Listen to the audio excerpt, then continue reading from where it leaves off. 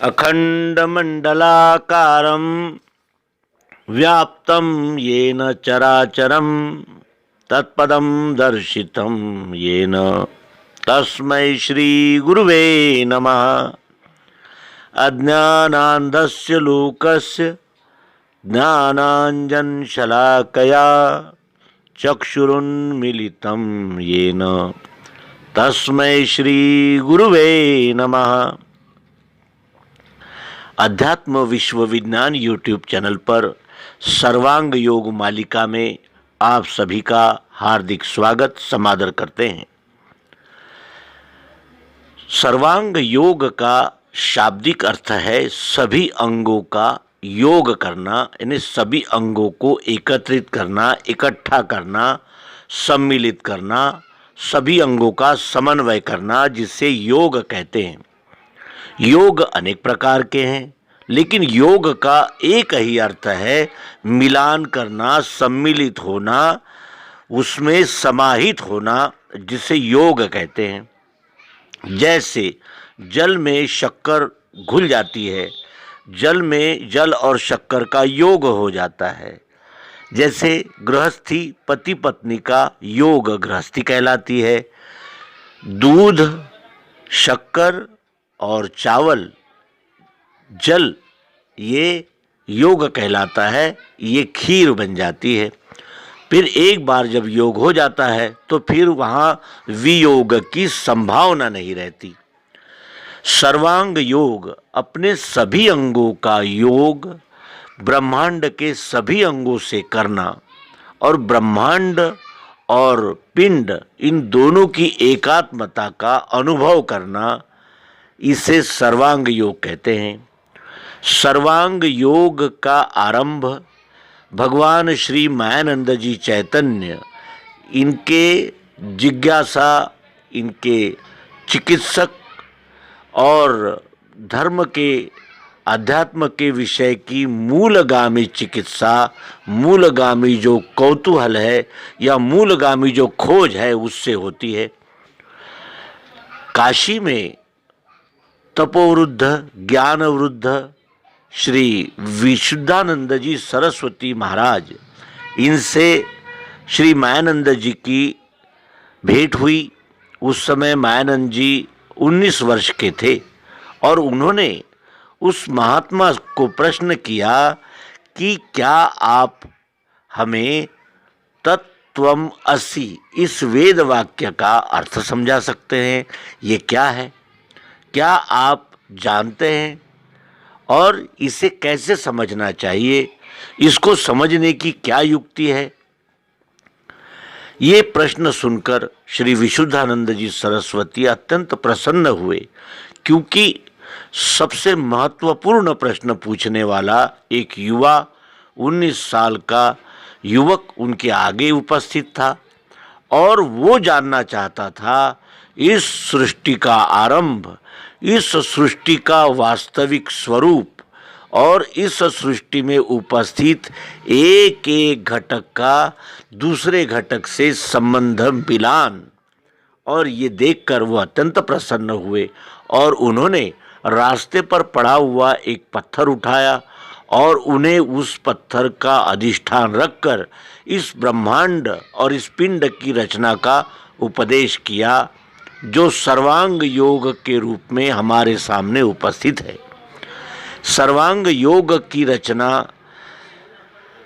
अमरकंटक की कपिल गुफा में भगवान श्री मायानंद जी चैतन्य ने की, और वो अमृत जो अब हम अनेक मनन, चिंतन, वाचन आदि अनेक माध्यमों से उसे ग्रहण कर रहे हैं, उसको मंथन, चिंतन, मनन के द्वारा समाहित कर रहे हैं और उस सर्वांग योग को धारण करके सर्व का योग प्राप्त करते हुए सर्व में ही इस व्यष्टि अहंकार को विलीन करने के मार्गस्थ है।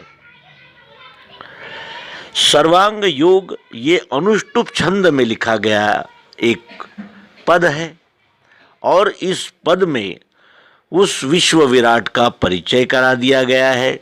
और विशेषता यह है कि ये प्रयोग है, ये कोई कहानी, चरित्र या कोई लेख ऐसा नहीं है। ये गुरु शिष्य का संवाद है और इस संवाद का सबसे महत्वपूर्ण भाग है सर्वांग का योग प्रत्यक्ष प्रयोग के द्वारा प्राप्त कर लेना और सभी संशय भ्रमों से मुक्त हो जाना।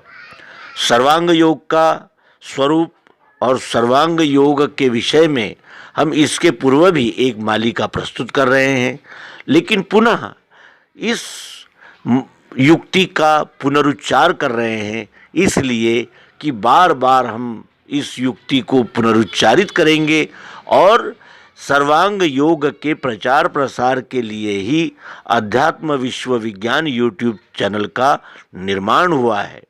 इस चैनल का अस्तित्व ही सर्वांग योग का प्रचार प्रसार करना है और इसीलिए सर्वांग योग को पुनः प्रस्तुत करते हैं। आइए, प्रथम अध्याय सर्वांग योग का मोक्षेच्छा दर्शन योग प्रस्तुत है। श्री गुरु के पदों को है मेरा दंडोत प्रेम से, यही प्रेम रहे स्थाई कृपा दृष्टि वही मिले। आचार करके ऐसा सनातन मुमुक्षु ने किया प्रश्न, गुरु बोले सिद्धांत सब वो सुनो। मैंने श्रुति स्मृति शास्त्र पुराण आदि कह पढ़े, यथा विधान कर्मों को उनके करके लखा। तो भी चंचलता मेरे मन की मिटती नहीं, समाधान नहीं स्थाई वो कैसे मुझको मिले। कहे तत्श्रुति वो क्या है त्वम रहता कहाँ। असी कहा जिसे वो क्या ध्यान में बैठता नहीं। देखना उसको कैसे जो देखे वह कौन है। जानना चाहता हूँ ये यथार्थ मुझको कहें। मोक्षेच्छा दर्शन योग नामक इस अध्याय का आरंभ श्री गुरु के पदों को है मेरा दंडोत प्रेम से, इस उक्ति से होती है, इस वाक्य से होती है। श्री गुरु के पदों को दंडोत है प्रेम से। श्री गुरु कौन होते हैं? एक मिट्टी का ढेला, कोई कीमत प्राप्त नहीं होती उसे, लेकिन उसी मिट्टी के ढेले को कुम्हार का परिस्पर्श होता है और उससे एक प्रतिमा तैयार होती है और उस प्रतिमा को प्रतिष्ठापित किया जाता है और हजारों लोग उसकी वंदना करते हैं, उसके समक्ष उपस्थित होकर अपने मनोकामनाओं को, अपनी आर्तता को प्रकट करते हैं। उस प्रतिमा की प्राण प्रतिष्ठा होती है और उस प्रतिमा का कितना महत्व हो जाता है। मिट्टी का ढेला ही होता यदि उसे कुम्हार के हाथों का स्पर्श नहीं होता। और कुम्हार ये मिट्टी से प्रतिमा बनाते हैं। उसी प्रकार हमारा व्यक्तिशाह भी अनुभव है और इस अंक को सुनने वाले हमारे सभी प्रिय मित्रों का भी यही अनुभव होगा कि सद्गुरु कुम्हार होते हैं।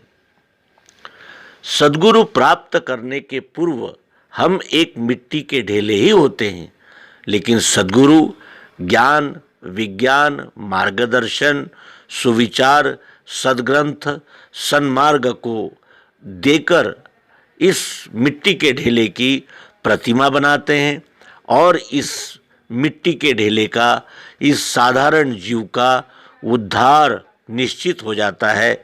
और इसी उद्धार को प्राप्त करने के लिए जब मुमुक्षु सद्गुरु के पास गया तो सर्वप्रथम उसने अखंड मंडलाकार में व्याप्त चराचर में ओत प्रोत उपस्थित तत्व का प्रत्यक्ष यथार्थ दर्शन कराने वाले सद्गुरु की मैं वंदना करता हूँ। अंधकार में घिर चुके इस जीव को उद्धार का मार्ग दिखाने वाले सद्गुरु की मैं वंदना करता हूँ। इस प्रकार शुरुआत में ही हमने श्री गुरु की वंदना की। यहाँ श्री गुरु के पदों को शिष्य दंडवत कर रहा है। दंडवत का अर्थ नमन, नमस्कार, प्रणाम से बहुत अलग है, विशिष्ट है। दंडवत का अर्थ होता है अपने अहंकार का संपूर्ण समर्पण कर देना। और यहाँ श्री गुरु के पदों में शिष्य अपना व्यष्टि अहंकार, जो ज्ञान, गुण, चरित्र और अनेक प्रकार की जानकारियों का जो व्यष्टि अहंकार होता है, उसे अपने सद्गुरु के चरणों में शिष्य समर्पित कर रहा है, संपूर्ण शरणागति व्यक्त कर रहा है, संपूर्णतः सद्गुरु को शरण जा रहा है। सद्गुरु के पदों को, इसका एक आध्यात्मिक अर्थ भी है। सद्गुरु के दो पद है, क्षर और अक्षर। इन दोनों पदों को सद्गुरु में समाहित किया गया है, क्योंकि सद्गुरु ही इन दोनों पदों का लय पुरुषोत्तम भाव में करा देते हैं। और इसीलिए यहाँ कहा गया है कि श्री गुरु के पदों को है मेरा दंडोत प्रेम से, यही प्रेम रहे स्थाई। ये स्थाई प्रेम की चाह है। ये प्रेम ऐसा नहीं है जो स्वार्थ से, अपने अहंकार से या किसी प्रलोभन से जुड़ा हुआ हो। ये ऐसा प्रेम है जो स्थायी होता है, क्योंकि एक बार उस मिट्टी से मूर्ति मैंने प्रतिमा बन जाने के बाद उसको कोई मिट्टी नहीं कहता, उसे प्रतिमा ही कहते हैं। और उसे, उस मिट्टी को प्रतिमा होने से पहले जो उसकी स्थिति थी, उससे काफ़ी बदलाव होकर वो यानी वंदनीय हो जाती है। और यही आशय यहाँ देखा जाए कि यही प्रेम रहे स्थायी। वो ऐसा ही प्रेम रहे जो अटूट हो, यानी सर्वकालिक हो, और वो सदैव हो। यही प्रेम रहे स्थायी, और कृपा दृष्टि वही मिले। वही कृपा दृष्टि चाहिए जो कृपा दृष्टि वशिष्ठ जी ने श्री राम पर की थी और सांदीपनि ने श्री कृष्ण जी पर की थी। वही कृपा चाहिए जो हमारे आत्मोद्धार का कारण हो, क्योंकि यहाँ कृपा का आशय है वो संपूर्ण ज्ञान विज्ञान प्राप्त करना चाहता है शिष्य, जो हमारे स्थायी यानी इस जीवन में भी आनंद प्रसन्नता का कारण है और आगामी जन्म में भी हमें शुभ की ओर प्रेरित करने वाला है। इसीलिए यहाँ कहा गया है कि यही प्रेम रहे स्थायी और कृपा दृष्टि वही मिले। इस प्रकार का आचार करके मुमुक्षु ने प्रश्न किया, और ये आचार कैसा है? सनातन है। सनातन ये आचार है कि जो भी अपना व्यष्टि अहंकार, पक्षपात, भेदभाव, आढ़्यता और अनेक प्रकार के दुराग्रह को त्यागेगा और संपूर्ण समर्पण की बुद्धि लेकर सद्गुरु के चरणों में उपस्थित होगा, वही इस सनातन सिद्धांत को पा सकता है। इस प्रकार का आचार करके मुमुक्षु ने श्री गुरु से प्रश्न किया, और श्री गुरु ने उसे आश्वस्त किया कि अब तुम्हें सिद्धांत को व्यवहार की धरातल पर मैं समझाऊंगा, मैं बताऊंगा, मैं दिखाऊंगा। और जिस प्रकार प्रायोगिक पद्धति से इस सिद्धांत को तुम जानोगे, उस जानने में ही तुम्हारे सभी संशय, भ्रम, अंधश्रद्धा, अंधविश्वास, अंधानुकरण ये सभी समाप्त हो जाएंगे। अब शिष्य कहता है, शिष्य अपनी योग्यता या अपने प्रयासों के विषय में सद्गुरु को यहाँ निवेदित करता है। कहता है कि मैंने श्रुति, स्मृति, शास्त्र, पुराण आदि है पढ़े। मैंने श्रुतियाँ, स्मृतियाँ, शास्त्र, पुराण आदि सभी ग्रंथों का अध्ययन किया है। श्रुति कहते हैं सुना हुआ, स्मृति कहते हैं याद रखा हुआ, और शास्त्र कहते हैं जो अनेक प्रकार के रूढ़ार्थ से शास्त्र कहे जाते हैं, जैसे दर्शन शास्त्र है, तत्व ज्ञान है, न्याय शास्त्र है, वैशेषिक है, या फिर अनेक प्रकार के जो अनेक विभूतियों ने रचे हुए शास्त्र है।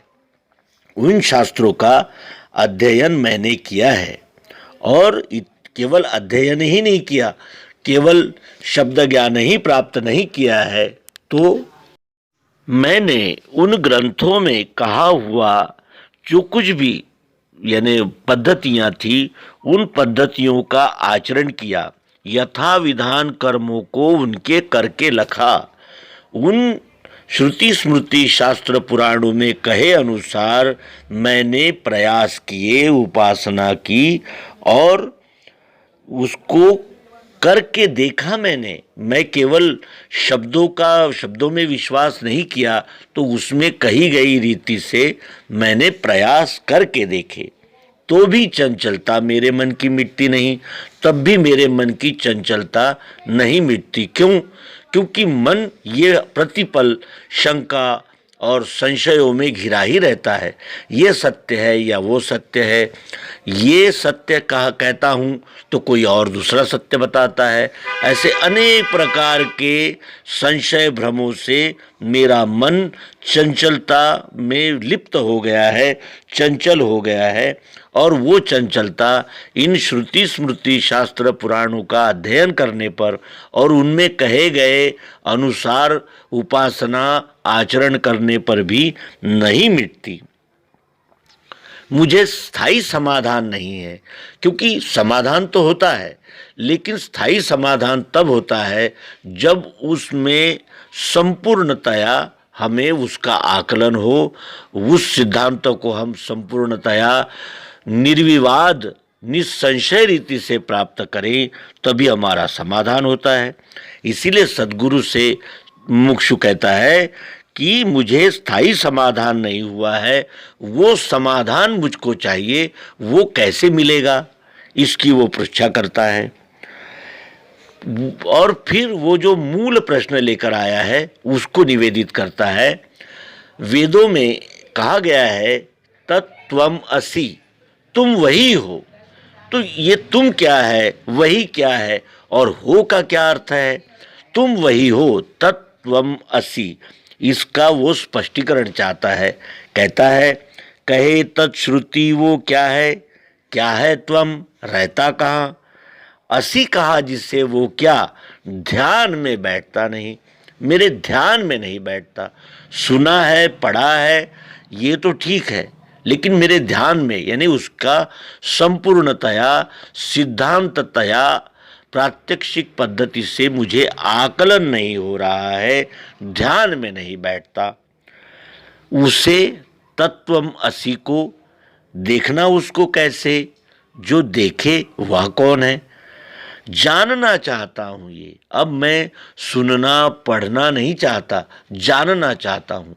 जानना कहते हैं प्रत्यक्ष प्रयोग के द्वारा अपने सभी इंद्रियां, मन, बुद्धि, चित्त और अहंकार के द्वारा जानना, यानी उसका प्रत्यक्ष साक्षात्कार कर लेना। तो वो कहता है कि जानना चाहता हूँ, ये यथार्थ मुझको कहे। अब मुझे रोचक, भयानक, काल्पनिक बातों में रस नहीं है, अब मैं यथार्थ चाहता हूँ, आप मुझे तत्वम असि का यथार्थ बतलाइए। और इस प्रकार यहाँ मोक्षेच्छा दर्शन योग नामक सर्वांग योग का पहला अध्याय संपूर्ण होता है। जिसे मिला है वही दे सकता है। आत्म प्राप्ति में गुरु प्रत्यक्षदर्शी होना चाहिए और शिष्य भी सात्विक श्रद्धावान होना चाहिए। शिष्य जब तक सात्विक श्रद्धावान नहीं होगा तब तक उसे इस सिद्धांत का पूर्णतया आकलन नहीं होगा। उसकी श्रद्धाएं यानी चंचलता युक्त रहेगी और वो रोचक भयानक वर्णनों में, शब्द भंडारों में ही यानी भ्रमित होता रहेगा। और गुरु यदि प्रत्यक्षदर्शी न हो तो फिर संशय भ्रम को उठाने के लिए अनेक प्रसंग, अनेक स्थान कायम रहेगी ही। इसीलिए सद्गुरु आत्मदर्शी, प्रत्यक्षदर्शी, तत्वदर्शी होना चाहिए और शिष्य सात्विक श्रद्धावान होना चाहिए। तो आइए सात्विक श्रद्धा को धारण करेंगे और अपने मन को निर्मल करते हुए, बुद्धि को निश्चय योग्य बनाते हुए और चित्त में इसकी धारणा करने के लिए अपने सभी पूर्वाग्रहों और अनेक प्रकार के जो जिसे कहते हैं कि अंधविश्वास, अंधश्रद्धाओं को छोड़कर अपने अहंकार के साथ सद्गुरु के सम्मुख उपस्थित हो। दूसरे अध्याय से सद्गुरु भगवान सर्वांग योग हमें दे रहे हैं। हमें उसे प्राप्त करने के लिए अपने आप को सात्विक श्रद्धावान बनाते हुए योग्य बनाना है। धन्यवाद। नर्मदे हर। सद्गुरु भगवान की जय। विश्वरूप परमात्मा की जय। ओम शांति शांति शांति।